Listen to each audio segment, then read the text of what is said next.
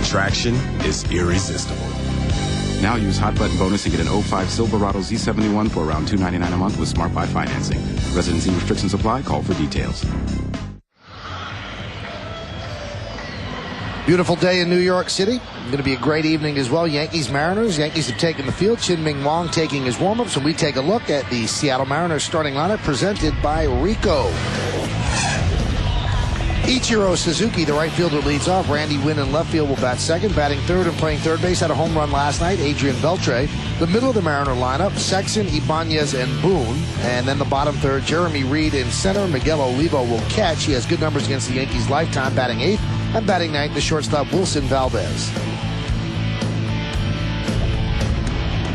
Third start for Chien-Ming Wang. Second here at the stadium, looking for his first win. And you see the numbers. Not a power pitcher. And let's take a look at the Jeep scouting report. He has a sneaky fastball, and what that means is when you'll see his motion is very, very easy, but he's got a lot more on the fastball than hitters might expect. Very poised, and he is the #1 pitching prospect in the Yankees organization. That's why they called him up when Jarrett Wright was injured. Ichiro is ready, and Wang deals.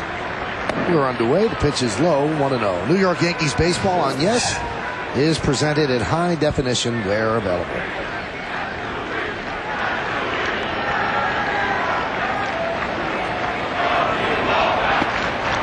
Again inside, the count 2-0. Real international flavor to this matchup. Ichiro from Japan. Chien-Ming Wang from Taiwan. There's a ground ball past the diving Tino Martinez and down the right field line. Ichiro makes the turn. He'll go to second, thinking about three. He's going to take three. The throw is not nearly in time. It is a stand-up triple for Ichiro Suzuki to start the game off.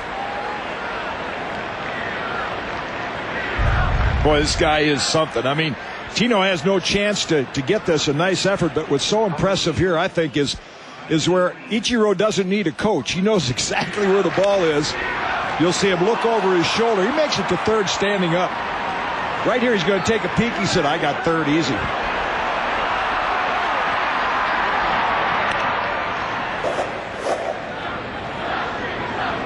There's Randy Winn. Yankees have the infield back, of course. And that'll score a run. Jeter to Martinez. Randy Winn is out 6-3, but Ichiro scores, and the Mariners lead 1-0. New York Yankees baseball is broadcast in Spanish. It's available by hitting the SAP button on your television, and SAP is brought to you by Toyota with 17 models moving you forward. So that's a ribby for Randy Winn. Did the right thing, just put the ball in play with the infield back. So it's 1-0 Seattle.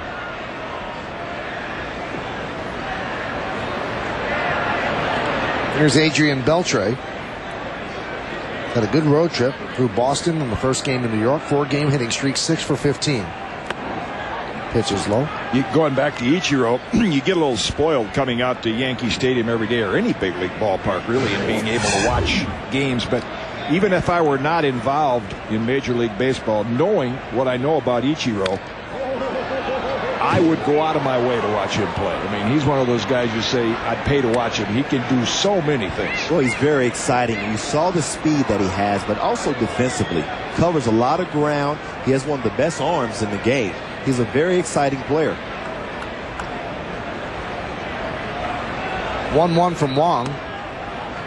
2-1. You know, if I'm Seattle, I'm thinking we have a rookie out here.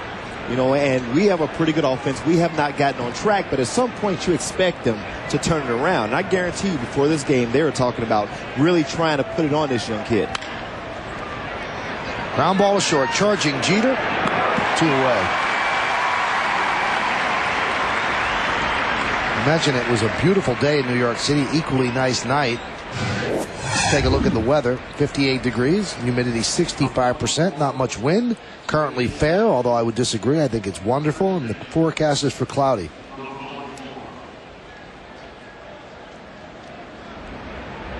That must be tomorrow, cloudy. It's not. I don't see any clouds. No cumulus, nimbus. Nothing. No stratus. Hits the Sexton is outside. Well, you got to remember New York's a big city. Yeah, maybe cloudy somewhere. Okay. There's a couple of them there.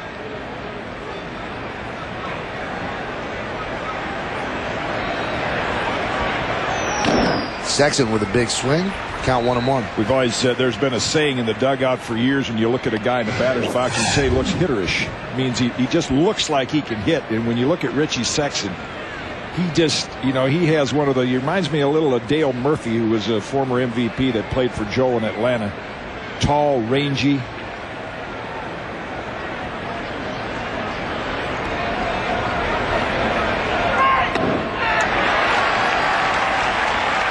Along with Mattingly, that was one of his idols. Yeah. Dale Murphy.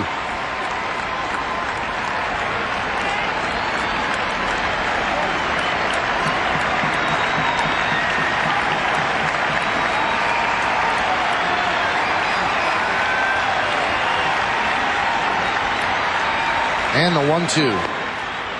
Count 2-2.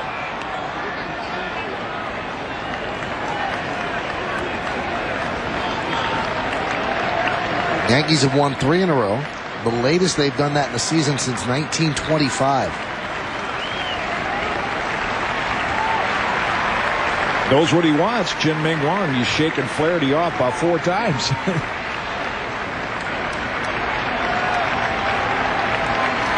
The 2-2.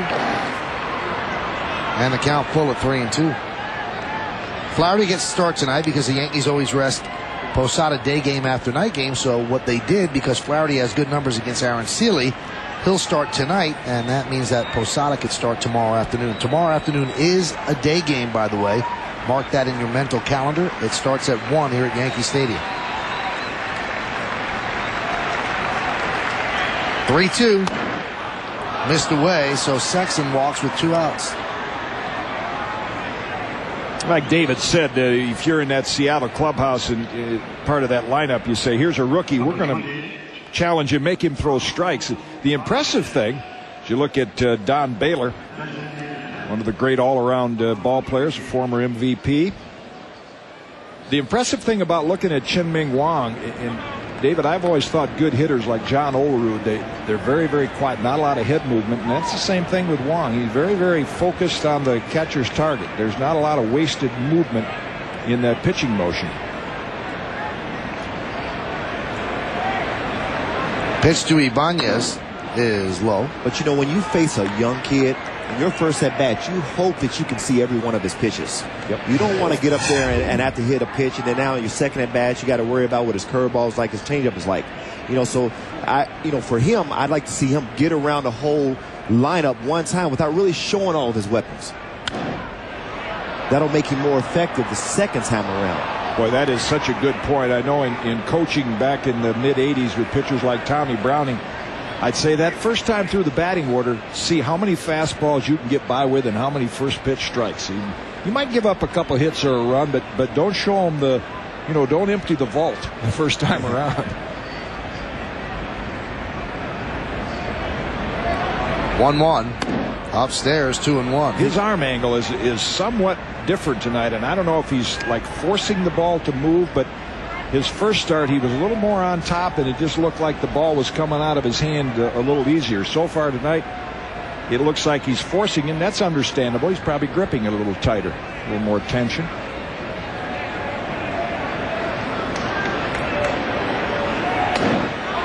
And also, Jim, because he's a young pitcher, he's still really learning himself as well. As you see his delivery here, as Jim was saying, for young pitchers, the consistency there is not the same as like a veteran pitcher. So he's still trying to find his consistent release point as well. 3-1. High fly ball, deep center field. Matsui back, still back, and on the warning track, he makes the play in the deepest part of the ballpark. When you hear about the meetings that Joe Torre and Cashman had with the struggling Jason Giambi, you always wish you could be a fly on the wall. So Kim Jones buzzed into Brian Cashman and asked him exactly what went on. So let's listen in. No, unfortunately, we had what I would call a routine meeting, with players. With a player, this today was Giambi that is currently struggling. It's one of those checking your temperature type meetings, how you're doing, how you feeling, how's your work going type meetings. But for some reason, it seems to take on. Typically, I don't have to talk about those meetings and how it went, but that's what we just had. Anybody have any questions? Was there a resolution, Brian? I mean, we're the purpose of which you have these things is to make sure that you explore every avenue to try to get somebody going. And Joe and I just sat down with Jason to discuss, a lot of different things, of which I don't want to really, speak to. But that was the purpose of the meeting. He's struggling. He knows he's struggling. We're obviously all working for the same goal, is to get him going in the, obviously the positive direction for us and for himself. And that was really it. We sat down and talked for quite some time, and the work continues, and believe me, every avenue that we can explore, we'll explore. But that was really the sum and substance of the meeting. Not exactly any revelations coming out of that, but the fact that Jason Giambi wanted to talk to Joe and Brian wanted to talk, and Joe did too, to Jason, both on the same day, well, maybe they needed to sound it out. Maybe that's what was the best thing that came out of the meeting. But that also tells me that if Jason Giambi started that meeting, that tells me that his confidence is way down. And he wants to tell them that maybe I do need a break. Let's explore a conversation in terms of what we can do. But definitely I need a break. My confidence is shot, and I don't really want to be out there right now. There were two columns in the New York papers today, one in the Post and one in the News, saying, is this one of the worst contracts in sports history? When you wake up and you're Jason Giambi and you read that, your confidence cannot be too high. Well, it can become, overwhelming.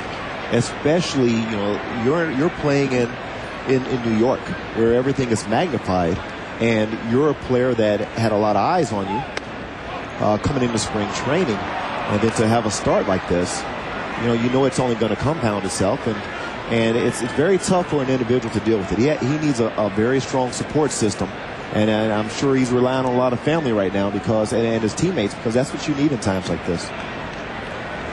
Boone started the inning off by grounding back to Wong. Jeremy Reed just walked. So runner on first base with one out. Top of the second. Mariners 1, Yankees nothing. Here's Miguel Olivo. We'll let that 139 fool you. This guy likes to hit in Yankee Stadium. Came in here as a backup catcher with the White Sox. I think it was like a September call-up, and put on quite a show. First major league home run. Mariners 6 games under 500, but they're 10-12 when Olivo starts. See another base on balls by Chien-Ming Wang in that little conversation Mel had him with at the end of the dugout that Mel had with him. You could sort of read his body language that he was telling Wang to extend the arm to finish off your pitches toward the catcher. He's kind of cutting his arm off right now. He's throwing 16 balls and only 10 strikes. In other words, it's throw the ball not to the catcher, but through the catcher. Just like you were going to bounce it, not throw it through the backstop back there. And that might be what John Flaherty is going to try to communicate with him. Back to the Giambi thing, is you mentioned the contract, and of course Jason's confession of the steroid issue and the fact that he's struggling right now. But I know from a pitcher standpoint, you got to start making some adjustments, whether it's choking up on the bat or moving off the plate or front, or you got to make some physical adjustments too, because the pitchers know right now he's not the same hitter he was a couple years ago, and they're pitching him the same way time after time. Popped up right side. Martinez and Cano run out of room.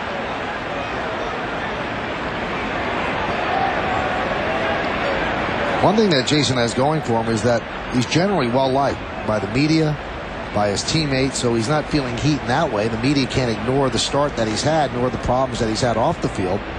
But I don't think they're hammering the way they would hammer somebody that they don't like. That isn't excessive.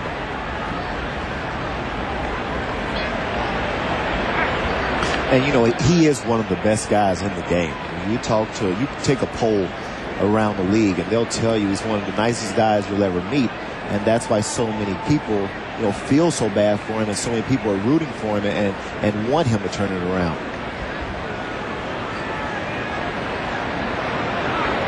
Yeah, he's the poster boy for the guy that kind of took a hit for coming out and saying that one of the problems they he's had in the past, and now with the testing taking its toll on him is the steroid issue. And, he was the first and foremost to do that, and he's paying the price for it.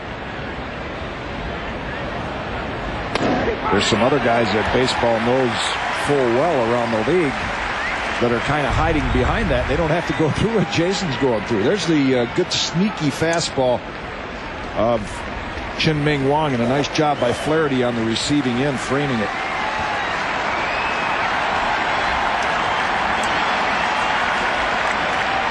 Reed leads off first, held there by Tino. The 2-2. Grounded foul.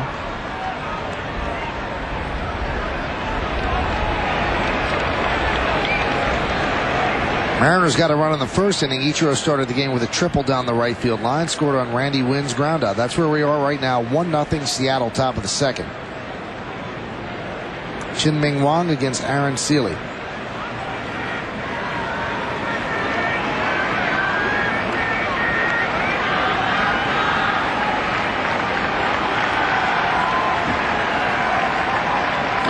Swing and foul tipped. Just stays alive.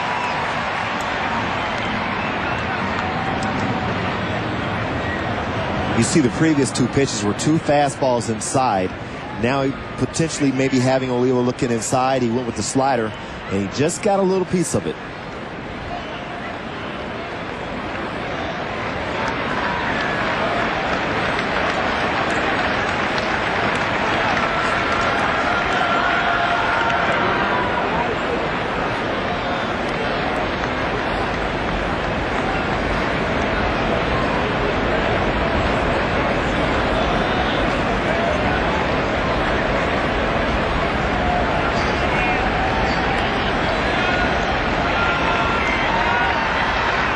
Goes. Swing and a miss. The throw to second is knocked out of Cano's glove. Now, Olivo's still standing up there. Looked like he swung, but the first base umpire, Bill Welke, said no. So that's a stolen base for Reed, and the count goes to 3-2 on Olivo. Please. That's a pretty quick move. A little self-defense to get out of the way. That's a 15-day deal waiting to happen. That type of move. See, Robinson Cano never really in good position there at second base. He never got to the bag. Broken back ground ball to Jeter.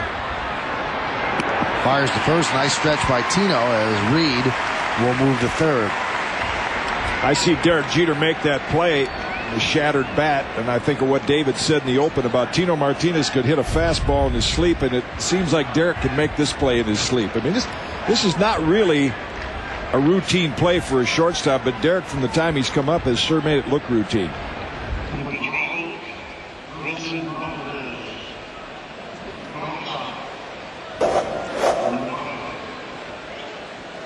So runner on third now with 2 outs. Here's Wilson Valdez, the number 9 batter in the lineup. And there's a strike from Wang.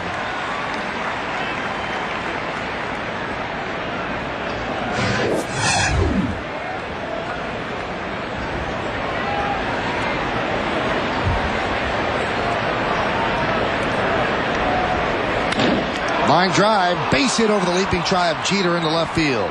That will score Reed. It's an RBI single for Valdez, and the Mariners lead 2-0. What bonus for the Mariners. They know this guy can field, but he's been productive at the bottom of the lineup. That's what did Chien-Ming Wang in Tampa Bay. A few too many pitches in the middle of the plate.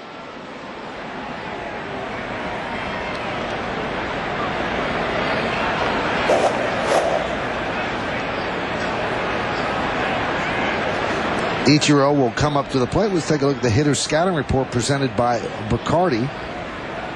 Dion was right. I'll amplify that in a minute. He's smart, fast, and disruptive, and he can hit to the situation. What we saw last night. Calls for a base hit. He can like flick it into left field, or he can pull with some power. Dion is Dion James, who played for the Yankees in the early and mid-90s and had played in Japan. And I asked him because at that time Nomo had come over here as a pitcher. Nice diving stop by Jeter against the force at second. Takes a base hit away from Ichiro. And we will find out what Dion said in just a moment as we watch what Jeter just did. And taking a base hit away from Ichiro. 669 people at Yankee Stadium. In Game 4, Lou Gehrig got a home run off Hubble to help win the game, and the Yankees eventually won the series. And to read more on the 1936 championship team, log on to YesNetwork.com and click on the Champion Moments link. 4 games to 2. Yankees out-hit him, outscored him, out-homered him, and out-pitched him. That was a Subway series. But you didn't have to take the subway. All you had to do was just walk across the Coombs Dam Bridge to the Polo Grounds. Coors Light scoreboard here in the top of the third. 2-2, Mariners-Yankees. Randy Wynn leads off against Chien-Ming Wang. So the Yankees have gotten him those runs back. Boy, how much fun that had to be for fans here when they had 3 teams. You know, in fact, in recent years, they've talked about, you know, what can you do to level the playing field? And, you know, that's one thing you could do here in New York, is have about 4 teams. Ground ball to Cano. 1 away. Notice most of the balls off Chien-Ming Wang. You see there's a ground ball. If he, with that late movement, he can keep guys from driving the ball. Just the opposite of his mound opponent. Aaron Seeley does not have a lot of movement, but that's one thing about Wang with that sneaky fastball. It's got some late movement. It gives you the ability to take it off the fat of the bat.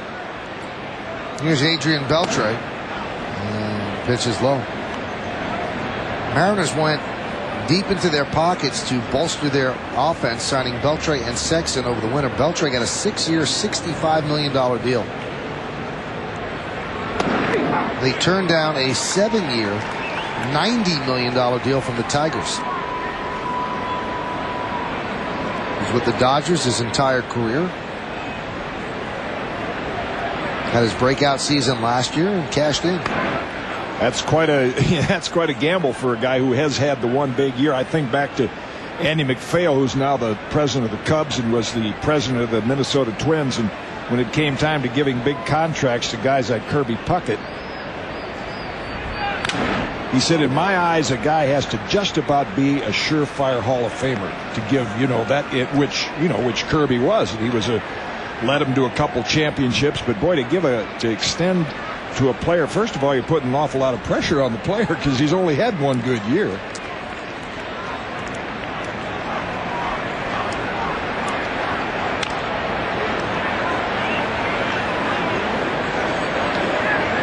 And he's always been hurt. Last year he finally stayed healthy, and a great time to stay healthy your free agent year. But you know, he had been in the National League for a long time, so he had got grown accustomed to all the pitchers. You know, he knew the league very well. Now he's switched leagues. There's going to be an adjustment for him. 2-2. Check the swing. Did he go? Yes, he did. Beltre down on strikes. And again, that's the late movement. And Flaherty immediately points to the first base umpire, and home plate umpire Gary Cederstrom didn't need any help on that one.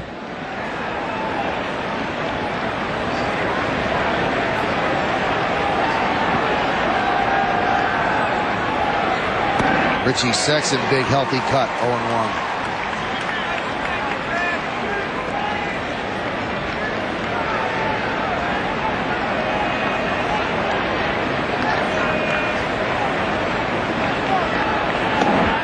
Another one, 0-2. So Richie Sexton, another big-time free agent. You know, they signed both these guys to come over here to provide some offense. Because, you know, with the pitching staff that they have, this is not a pitching staff. These stars, they're not the type of guys that are going to throw one nothing ball games. You know, you're going to score against them.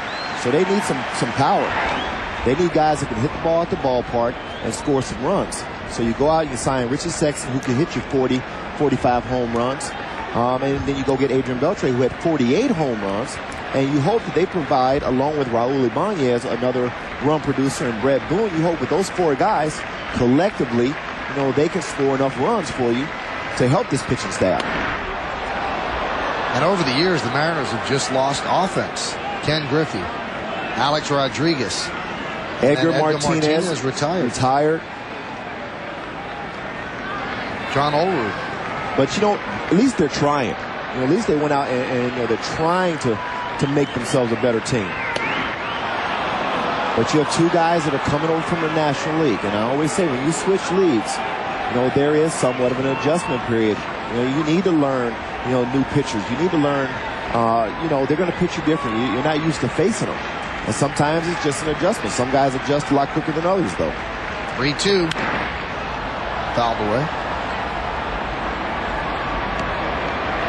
And the Mariners also realize they have a gold mine working at Safeco Field. It's a great ballpark, and it's filled most of the time.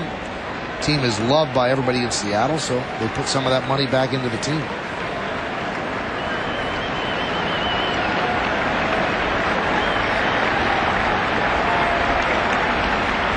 Three-two.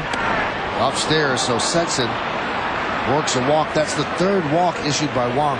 Yeah, there are walks and there are walks, and those are the kind that frustrate you as a pitcher because you had 0-2 on Richie Sexton. And give Sexton some credit. He almost looked a little like Frank Thomas. I mean, Frank Thomas, for a big guy, always had great discipline. And usually guys that are home run hitters, 6'8", you can get them to wave at a pitch. But he took a lot of close pitches in that at-bat and earned the walk. Here's Raul Ibanez, and the pitch is inside, 1-0. 2-2 game, top of the third.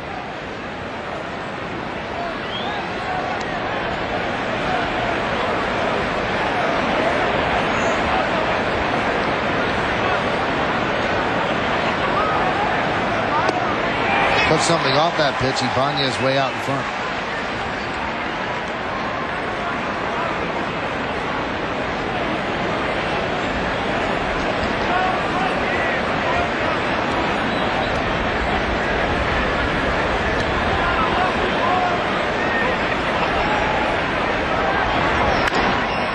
Chop towards second.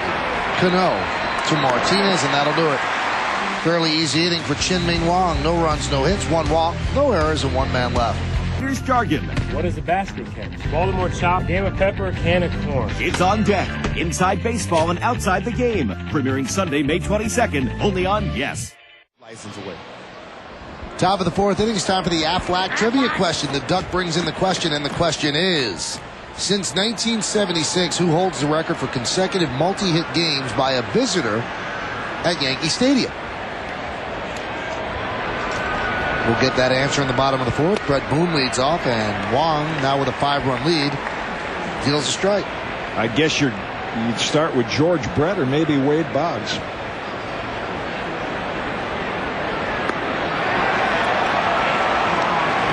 Boone in a 1-for-16 slide as he's looking for one RBI for career number 1,000.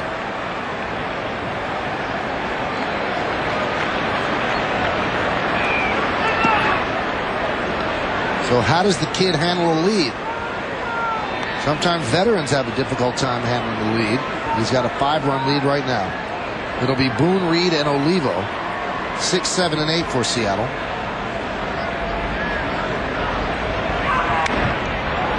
Popped up, shallow left. Jeter on the run. He'll make the play. One away.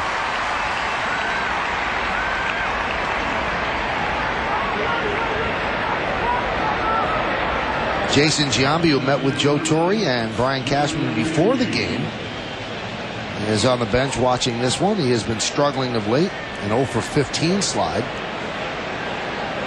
And the meeting that the Yankees wanted to have with Giambi, we find out, they kind of wanted to be quiet. And Giambi said, oh, by the way, to all the media, I'm meeting with Brian and Joe today.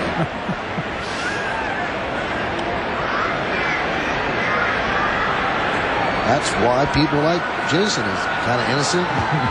Says what comes into his head. Reed, ground ball to second.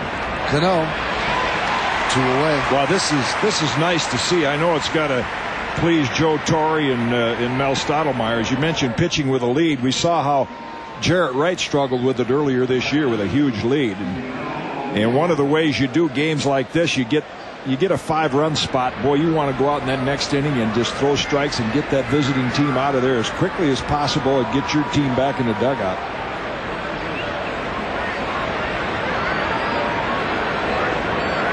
Pitch to Olivo. Jim, it's called momentum.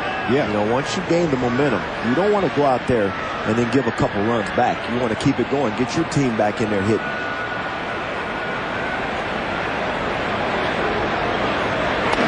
I used to kid with Brian Downing, who caught for me in Chicago. It was Brian's first year as a catcher, and if you had a inning like this, as you were running out on the field, I'd say 6 pitches. Let's see if we can get them out in 6 pitches. It didn't always happen, but you want to have that kind of mentality.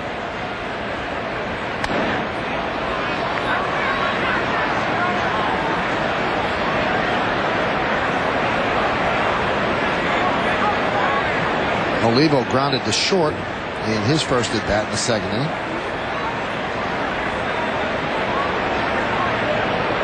.30. There's a strike. And we always talk about this baseball being a game of adjustments. Well, the Yankees are telling Miguel Olivo, we're going to pitch you hard in until you prove to us that you can handle this pitch. And now he needs to make the adjustment and start looking in. That one's popped up, shallow right center. Cano will put it away for the final out of a 1-2-3 inning for Chien-Ming Wang. So after a big Yankee inning, he comes back and retires the side in order. We go to the bottom of the 4th. Be kidding me. Chevy scoreboard, Yankees 7, Seattle 2, top of the 5th inning. Does that make any sense? But you know what? There's something to be said for not having to look over your shoulder, and have the pressure of somebody if you don't go 0 for 4. I was listening to Keith Hernandez earlier today on the radio, and the year he hit 340 something, almost 100 points higher than the previous year, was because the manager had come to him and said, you know what, I'm going to live and die with you. You're my first baseman. He said as soon as the manager said that to him, he just took off. And you never know. Brian Roberts, he really worked out hard this offseason, and things are definitely working out for him. Nice play by Tino, taking base hit away from Valdez, one away, and the player that was looking over his shoulder, Jerry Hairston Jr., was traded to the Cubs in the Sammy Sosa deal. Yeah, I think if this were last year, there'd all of a sudden be rumblings about what's Brian Roberts taking, right? But he made it very clear in the offseason, some of the supplements that he's on and working out in a legitimate fashion. And he's just developed into it. He always had the good fundamental skills. Now he's got a little more strength to go with it. He's in a nice ballpark to hit home runs. And why can't he improve? Every year you like to think that you're getting a little bit better. But right, no one expected this home run. He's also a little bit of a guy. Yeah, but you work out and have a little strength. Brett Boone's not particularly tall. True. But he can hit the long ball. Ichiro can hit the long ball, and he's smaller than both of them. He just doesn't try to hit the long ball.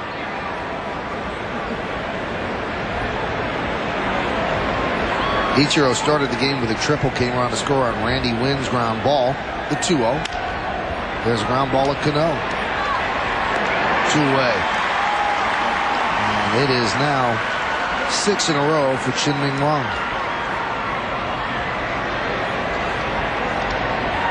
Every time a Yankee pitcher strikes out an opposing batter, the Tri-State Hyundai dealers help strike out kids' cancer by making a donation to the Hope and Heroes Children's Cancer Fund in the Morgan Stanley Children's Hospital of New York. If you would like to contribute along with the Tri-State Hyundai dealers, call 212-305-3155 and let's strike out children's cancer. There's Randy Wynn, and there's a strike.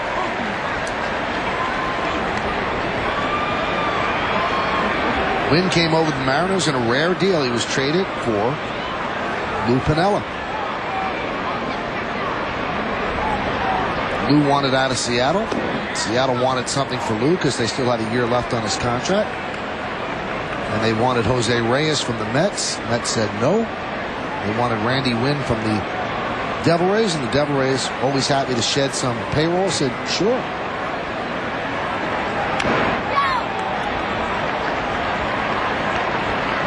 Don't see many managers traded for players. I was thinking of my ex-manager, Chuck Tanner, I believe, was traded for Manny Sanguillen.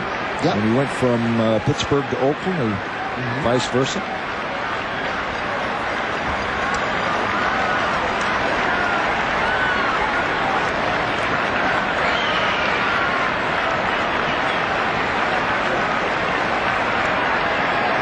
The 1-2.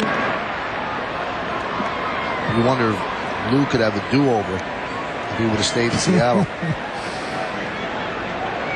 Right, and we've been talking tonight, and David mentioned how the Mariners are willing to go out and spend some money, and that was one of the things I think that soured Lou on staying in Seattle, is they were so close, and instead of making that extra step, they actually pulled back. 1-2. Skips rope. 2-2. Deuces Wild up on the scoreboard. 2 balls, 2 strikes, 2 outs. Number 2 at the plate. Randy Wynn.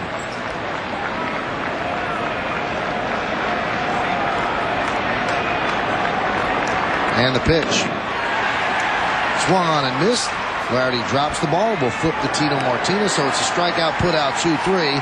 And Wong has retired 7 in a row. 1-2-3 at the end of 4 1/2. We're halfway through. Yankees 7, Mariners 2. This is the Civic Value Package from Honda. And this is a gallon of regular throw a ground ball. I'm getting a little tired, but these guys been running sprints like Carl Lewis out there. 7-2 Yankees lead as we head to the top of the 6th inning. It'll be Beltre, Sexton, and Ibanez against Chien-Ming Wang, who's looking for his first big league victory.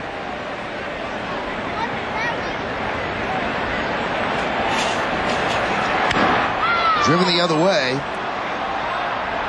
And that's a foul ball. Not much room out there, so if it goes foul, Gary's chasing it down like it's a fair ball, but he turns and sees nobody's moving, so he gives out a souvenir.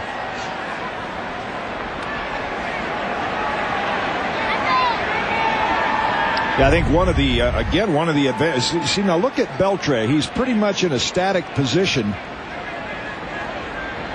And he does hit this ball sharply, but late. And I think that motion of Chien-Ming Wang does not give the hitter. You know, Brooks Robinson told me years ago, because I used a rather quick motion, he said, you know, I use the pitcher's motion as a timing device. When he gets into the windup, I start going. And Wang almost freezes the hitter. There again, he's late. Because, you know, hitters like to, most of the time you'll see him a little hip action or striding, and as they see him go into that motion, they're just stock still in the batter's box. And then with that little sneaky fastball, it just works to his advantage.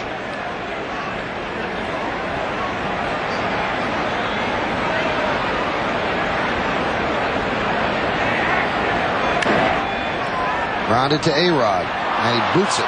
E5.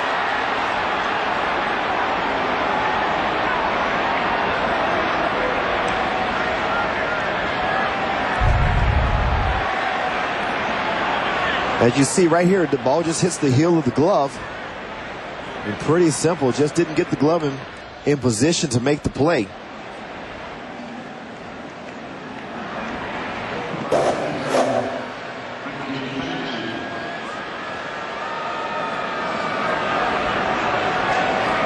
Here's Richie Sexton. He's walked twice against Wang. And there's a strike.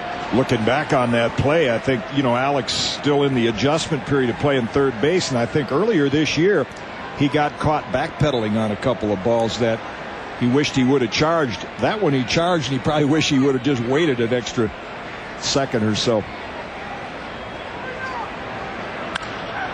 Driven to right field and deep, going back Sheffield. He might the play right in front of the wall for the first out of the inning. So Sexton gave it a ride, but Sheffield right there.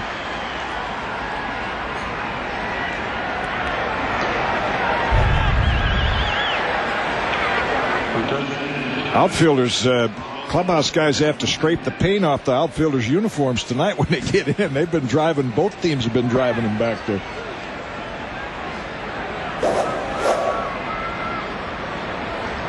You know, sometimes, Jim, in games like this, when you feel like you're going to win, sometimes you got to challenge yourself to really keep that focus. You know, if this is a 2-2 game, Alex Rodriguez makes that play. Deep drive to left center. Matsui back on his horse. He'll make the play in Death Valley for the second out of the inning as Beltre will head back to first. Good jump there by Matsui.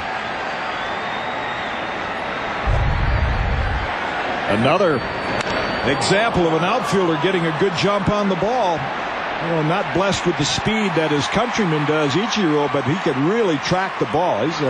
I just think he's a terrific center fielder, which was his natural position in Japan.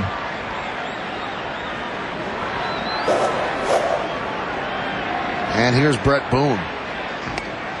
David referred to the fact that it wasn't a close game, which, you know, for a player is no excuse, but that's what always impressed me about watching Pete Rose day after day. I don't care if it was 10-0 or 1-1. I mean, he was just so focused on the play. He never gave it away, and at batter never gave away the opposition an out. Humpback line drive up the middle. And Jeter will flip the Cano, but not in time as Beltre beats the throw. That was Jeter's only play. So a base hit for Boone. Well, that was shades of Derek's throw against Oakland when he flipped it to Posada. That's the only shot he had, that little backhand toss right there. And because all his momentum was going to a right field, it's pretty tough for him to get a lot on this ball. See, that's tremendous range. But see, with all that momentum going to a right field, you can't really put a lot on the throw. And Beltre, as you see, getting down there pretty quickly.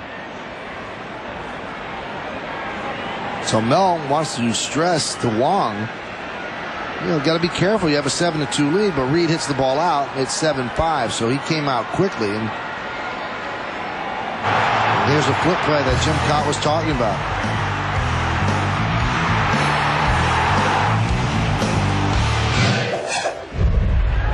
Throw by Shane Spencer over Tino Martinez, the cutout man, and Jeter cut it off. And the backhand flip to get Jeremy Giambi. And when asked about it after the game, Jeter said, we practiced that in spring training. He said, everybody's got places to be on certain throws, and that's where I'm supposed to be.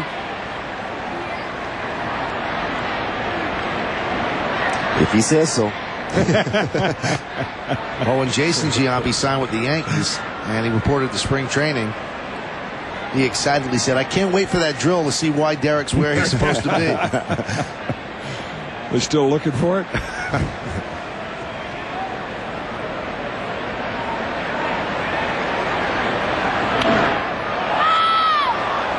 Count 1-2.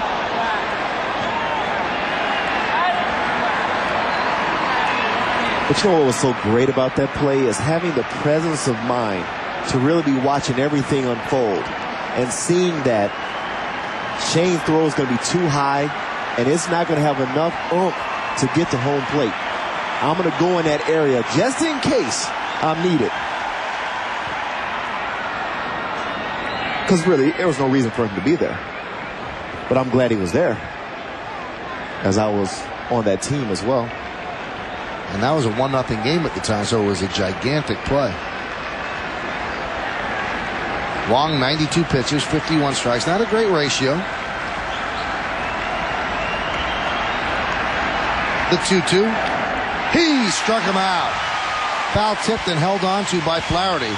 So Wong, with 2 runs in 6 innings, another quality start for a Yankee starter. No runs to hit, 1 error and 2 left. We go to the bottom of the 6th. Right now we have to. Well, here's a look at tomorrow's starting pitchers, brought to you by Verizon Online DSL, now twice as fast as before. We're supposed to give you the miles per hour of these guys. Carl Pavano's about 88, 89. Jamie Moyer, what, 82, 83? He stays down there. He drives a lot in school zones. He stays down there. But he wins. Olivo, first pitch ground ball to A-Rod, 1 away. In fact, it'll be interesting tomorrow to compare. I think we'll get a chance to look at Jamie Moyer just past Randy Johnson as the all-time winningest Mariner lefty. And when you look at the effectiveness of pitchers, he doesn't have the strikeouts to go along, obviously, with Randy. But when you look at the winning percentage and base runners allowed, batting average allowed, boy, he's gotten a lot out of his talent. IO Digital Cable Scoreboard has the Yankees leading the Mariners 7-2 here in the top of the 7th.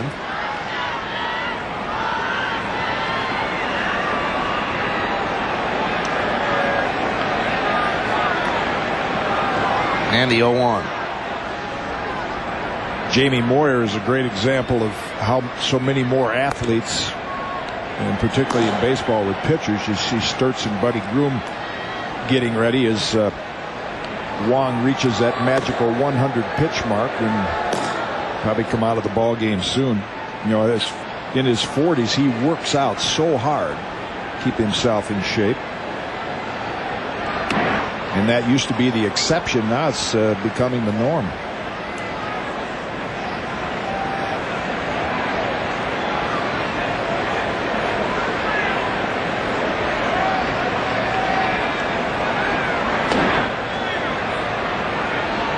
See so many more pitchers effective in their 40s because they're all better workout regimens. And just look at Roger Clemens. Yeah.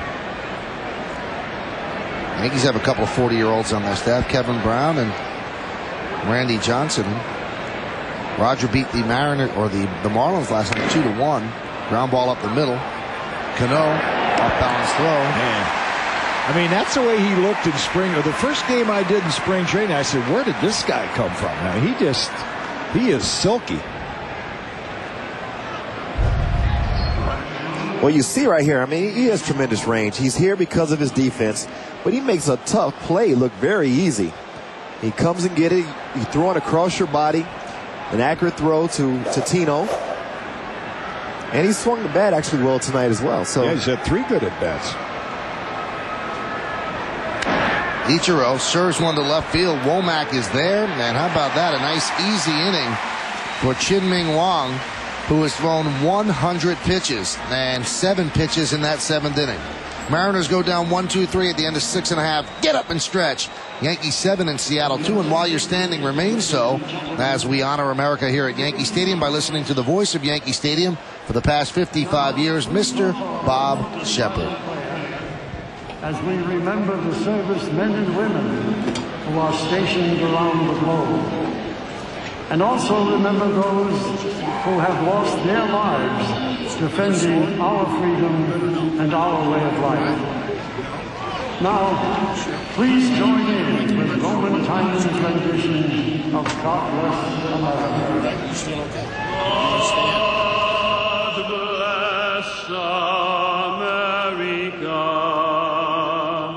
Land that I love, stand beside her and guide her through the night with the light from above, from the mountains to the prairies, to the ocean, white with love,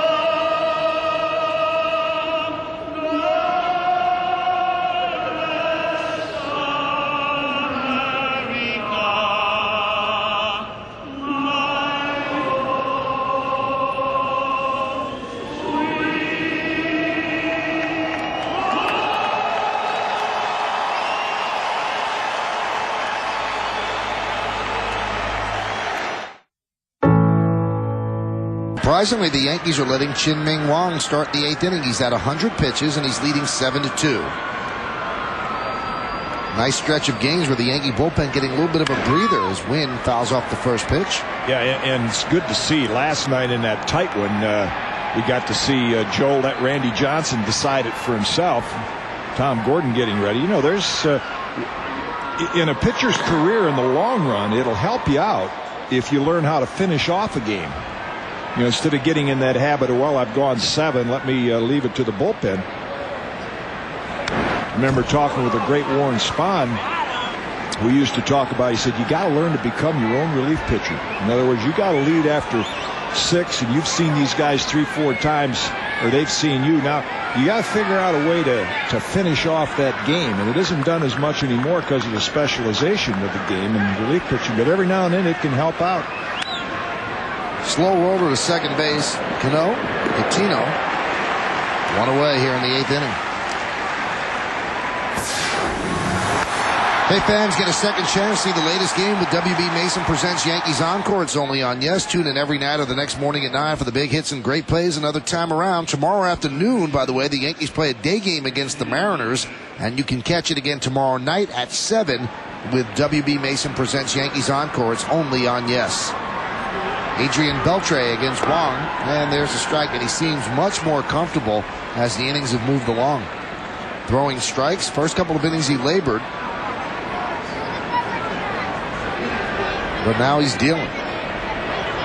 Well, 16 of the first 26 pitches he threw were out of the strike zone. And now each first pitch, he's throwing more first pitch strikes. And his ratio has gone up to not quite 60%, but after that slow start it has been, a percentage of strikes. I'll tell you the one thing I really like about him, and he's been doing it the whole game, is he's not afraid to throw in. No. I mean, it looks like he can really locate that two-seam fastball inside. And he doesn't miss out over the middle of the plate. He gets it in there.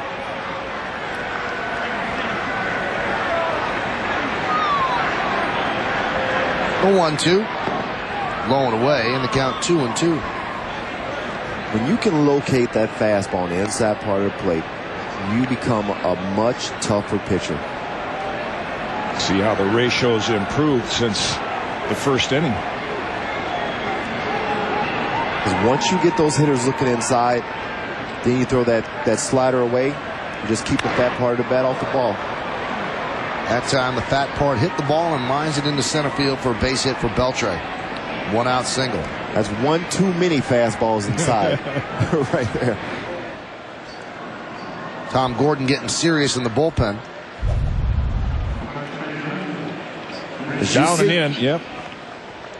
That's I know for you watching you play, David, and most, particularly left-hand hitters, but that ball down and in, it's pretty easy to drop the barrel on it. A little stall tactic now with Flaherty and A-Rod going to talk with Wong. And while they're talking, just to refer to what David mentioned, that's why it's so.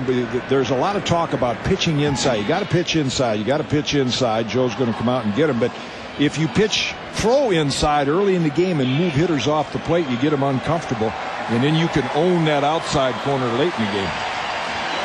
Well, Chien-Ming Wang is going to get a nice ovation, and it's already starting because the crowd knows what Joe Torre's out there for.